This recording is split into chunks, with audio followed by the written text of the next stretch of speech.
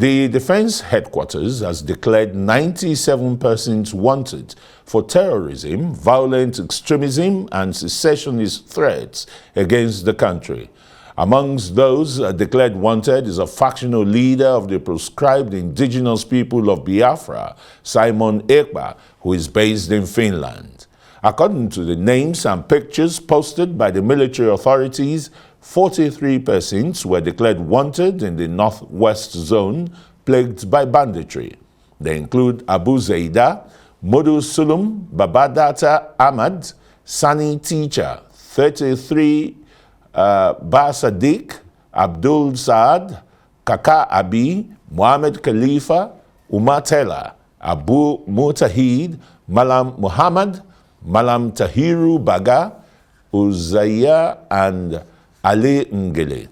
In the north central and southeast, 21 persons were declared wanted by the DHQ for insurgency and violent crimes.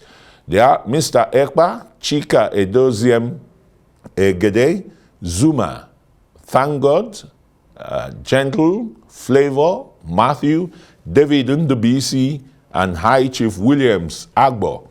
Others are Ebuka Nwaka, Friday Ojimka, Obiemesi Chukudi, Aka Danchuk, David Ezekwem Chidie Bube, and Amobi Chidonso Kafo, Aka Temple, amongst others. The Defense Headquarters spokesperson, General Edward Buba, confirmed the names and pictures of the declared persons to journalists. However, unlike in the past, no bounty was placed on the 97 persons declared wanted. The 1999 Constitution of Nigeria presumes anyone accused of an offense innocent until his guilt is proved in a court of law. Meanwhile, Simon Ekpa, the self-acclaimed leader of the indigenous people of Biafra, has reacted after being declared wanted by the Nigerian army.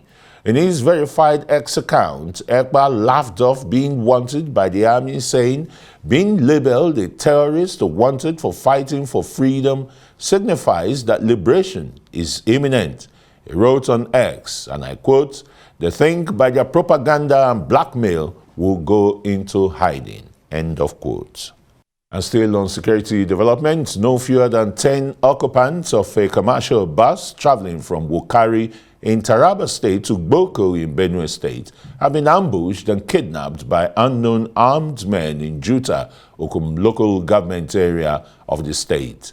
The passengers, who were suspected to be artisans heading to Akure, the Ondo State capital, in a bus, were said to have been driven into one of the forests in Juta after the abductors forced the driver out of the bus at gunpoint. Report says the vehicle was forced to a stop by heavily armed gunmen and drove the vehicle into the bush with 10 persons who were supposed to drop off in Boko. The lawmaker representing Okum State constituency, Ezra Nyongo, confirmed the incident. And the police have arrested a suspected bandit kingpin linked with a Catholic church attack and the killing of a seminarian, Stephen Naaman, in the Zango Kataf area of Kaduna State. The Kaduna State Police Command says it arrested the suspected mastermind of the September burning of St. Raphael's Catholic Church at Fadankamanta, during which the seminarian was killed. According to the spokesman of the Kaduna State Police Command, Mansur Hassan, the suspect, Yakubu Seidu, was arrested on Thursday by police operatives at Zango Urban. The police said the suspect had confessed to his involvement in the attack and the killing of the seminarian. His arrest comes about 7 months after bandits attacked the rectory of the church. They also set the parish house ablaze. Okay, we have in the studios retired Major General Challenges-Enenche. He's a former coordinator, Defense Media Operations, to help us look at these developing stories. General, nice having you again. And thanks so very much for coming on Newsnight. I mean, the milieu is replete from what the DHQ released, you know, over 90, about 96 terrorists, bandits, secessionists, and the rest. You know, non-state actors who are dominating the Nigerian space. But for the first time, you know, the defense headquarters didn't put a bounty on their heads. Is that going to help propel and motivate the society to name this? Because they live within the people, don't they? Yes. You want a clarification. Why is there no bounty for the people declared wanted for one action or the other against the state by assumption? Like you rightly said, until if and when they show up or they are seen, they are found guilty before you can confirm, you know, for whether you are being declared wanted for terrorism, secession, insurgency, or any of these or those activities, anti-society. I want to ask an open question. How well has placing bounties when you are trying to apprehend or get across or get a suspect, how has it worked? That is one. Then two, of recent, we have heard that people come forward with false information just for the purpose of getting rewarded, that they pass the information, ransom on people. So for me, I believe that there is a greater and more confident assumption based on the media drive by the defense headquarters that probably people are becoming a little bit concerned about the situation. You don't need to promise them anything before they can come forward with the information. Yes, because the insecurity is really heightened. It's really heightened. Particularly in the last 10 months, Nobody's where a report says more than 6,000 people have been killed in the last 10 months. What does that say of, you know, the entire security situation in Nigeria? Are we getting to a failed state? Because if we say a failed state, I'm sure you won't even be able to come to the studio here for this interview. No. It's not a question of we are getting to the failed state. I would say that it is a build-up. We are seeing the manifestation of what we are supposed to have done in the past. We didn't do. Like what? As an experienced general? There were issues that brought out challenges. Challenges particularly for the security organizations, for the security agencies. For instance, if I will reflect as far back as over 10 years ago, in short, during the time of David Mark, permit me to mention them specifically. As the president of the Senate, they directed, they advised that the military particularly and the army should be increase the strength in every ramification, equipped. The same thing with the Air Force. I remembered about 14 years ago at the National Defense College, there were papers presented about police enhancing their capacity. These are things that it's like the whole gamut of the stakeholders who are supposed to handle this. The think tank. The think tank. They did not handle them, and that is what we are seeing. Now, one of the service chiefs then, I was privileged to interact with him about 3 weeks ago, a former service chief. And that at a particular time, he was directed to make a presentation on what he requires to help him, to help the whole situation. And he estimated 100,000 additional troops for the army alone in 10 years. And he prorated it that if they can be increasing the strength by 10,000 per year, and what was approved for him? 1,000. And even that 1,000 was not enough to meet up with the rate of casualties and attrition. So those are the things that we are now seeing the results. So if the army, the armed forces, the military particularly, the police, the civil defense grew from not carrying arms to carrying arms. Yeah. What have we done to make sure they function properly according to the rules given to them now? So that is what is, we are saying is part of it. And then the corruption that you can conceptualize in virtually every sector of this country. You'll find that in the military too. No, not in the military. I'm not talking specifically about the military. You said in every... Military is not a sphere. It's not a sector per se. It's an organization, a security outfit yet. Yeah. Of course, if you say, let me not be too seclusive, because if you're talking about corruption, you talk about the dimension. The one that can affect the very, existence of a people. So what I am saying is that is the problem left unsolved over time that we are now seeing the results. We talk about education. How have we catered for education?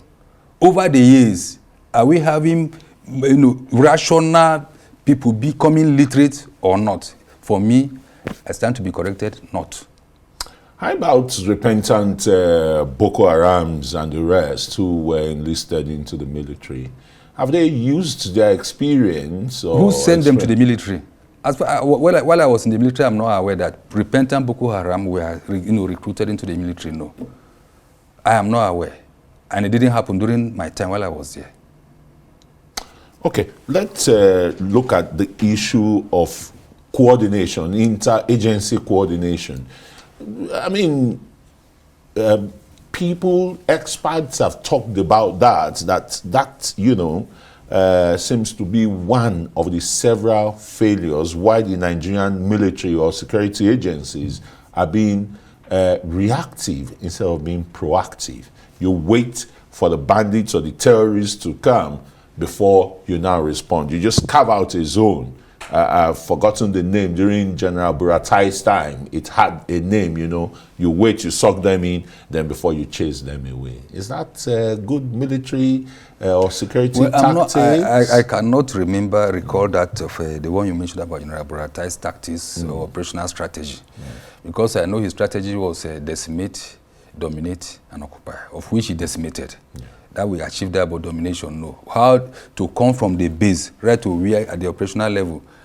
Yes, interagency cooperation, we have made effort in the military to ensure that we get it to the optimal level. But because of the independence of each arm, if not each arm of the service now, of the various security agencies, that is a small problem there. And of course, they are so willing. The Office of the National Security Advisor, what does it do? Is it just to advise Mr. President? No, he's supposed to coordinate a large extent, of which I am aware he does. But a situation whereby a head of security agency has direct access, direct operational, what relationship with Mr. President. Mr. President.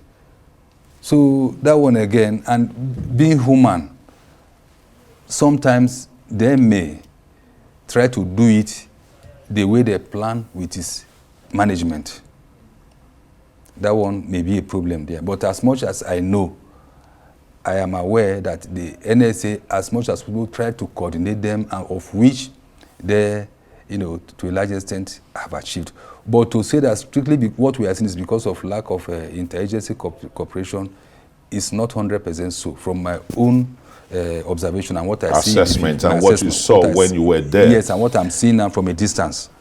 Would you then say that, the Nigerian military or the security forces, would you say they are overwhelmed with the spate of insecurity scattered all over the country? In the northeast, we talk of banditry. In the northwest, you talk of, the Boko Haram terrorists. In the northwest, we talk of banditry and the rest, particularly a place like Kaduna, Katsina, and the rest. Ditto, the north central. In the southeast, it's the issue of, secessionist agitation. In the south, it is bunkering and who controls the waterways, for stealing crude and the rest. And the security force is not overwhelmed, really. Do we need outside help? To say that the security agencies are not overwhelmed is saying what is the obvious. They are. Why am I saying so? If you look at the way it plays out, generally in life, in rational terms, how do we justify, even if you are talking about both resources and human resources, a population of over 200 million with less than 1 million of army and police put together? Even if you add the Navy and the Air Force. No, I'm talking about military. Yeah. Military and the police put together. From the figures less than a million. And then, so you are talking of where you have not provided where you don't have what is needed. With a square mile radius of over 980,000. Yeah. You will see now the area of operational responsibility of a division, most of them so large with the big population. Is it that even if you say, look, let me now give an operational vehicle a gun truck per each soldier, it's not supposed to be so. So in rational terms, what we call about state of readiness, particularly for the army that I know, I don't think it is rational. We're in that state. To what we need. So they are just definitely and permanently being overstretched. What kind of help do we need, particularly to fight banditry, terrorism? Do we need mercenaries? I mean, no. Soldiers of fortune, they are called now. We had them before 2015, fighting and doing very well in Sambisa Forest. Yes. You are telling me, you are the one telling me that. Yes. It was all over. Yes, it was all over, but you are the one telling me. So why? So what kind of help do we need?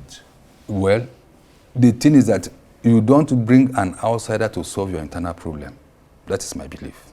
If you say we're overwhelmed?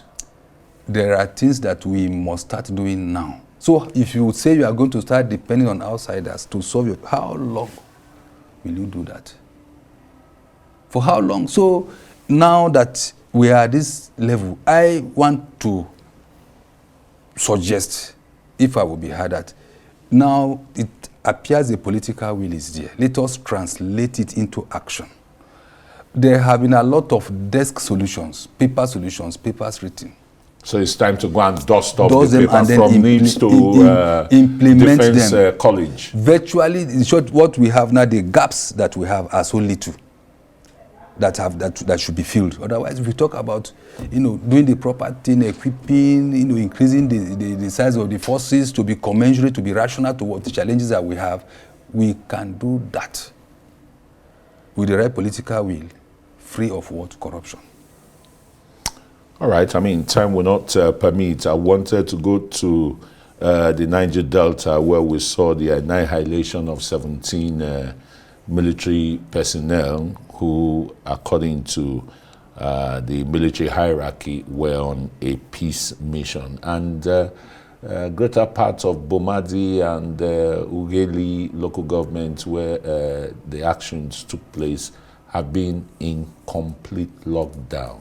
And there are various, stories coming out of the place and the rest. Do you use a wrong to right a wrong?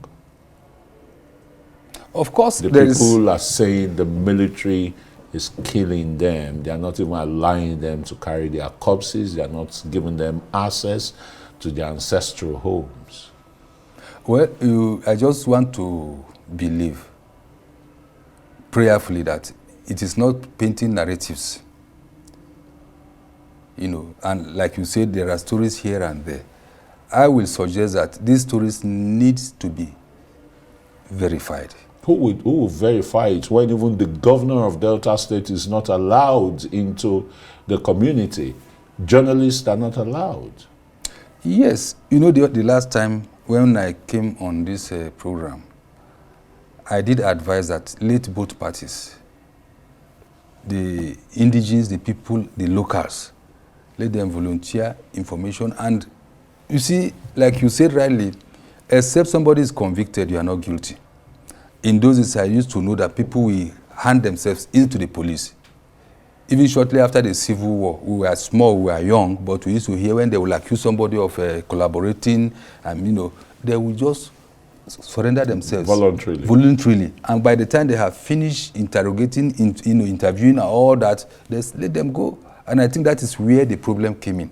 That look, if people you didn't give us information, we don't, and all that. So I believe that it can still be handled, so that all this story here, story there, like you are saying, you will not. It's not helping. It's not helping the matter at all. Well, thanks so very much, General Challenges-Enenche, retired but not tired, former Defense Media Coordinator, Operations of the Media generally. There, thanks for coming on. Thank you.